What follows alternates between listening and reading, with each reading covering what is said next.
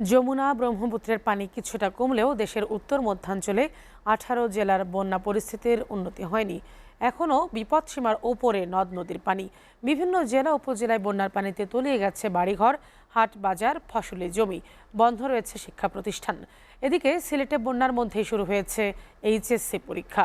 প্রতিনিধিদের পাঠানো তথ্যচিত্রে desk report. বন্যার কারণে সিলেটে স্থগিত হওয়া এইচএসসি পরীক্ষায় অংশ নিচ্ছে ৩০৯টি শিক্ষা প্রতিষ্ঠানের ৮২,৭৯৫ জন পরীক্ষার্থী। জেলা প্রশাসন জানিয়েছে এখনও জেলার ৫ লাখেরও বেশি মানুষ বন্যা কবলিত।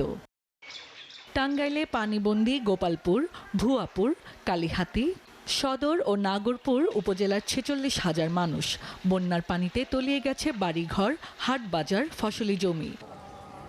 সিরাজগঞ্জের যমুনা নদীর পানি কমতে শুরু করলেও জেলার অভ্যন্তরীণ ফুলজোর, ইছামতি, করতোয়া নদীসহ চলনবিলের নদ নদীর পানি বাড়ছে। এতে ৫ উপজেলার প্রায় ২০,০০০ মানুষ এখনো পানিবন্দী।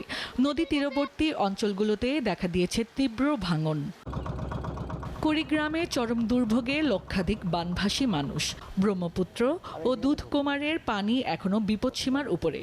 স্থানীয় পানি উন্নয়ন বোর্ড জানায়, উজানের পানি ও বৃষ্টি কমে বন্যা পরিস্থিতির উন্নতি হচ্ছে। তবে এখনও পাঠদান বন্ধ রয়েছে ৩৪১টি শিক্ষা প্রতিষ্ঠানে।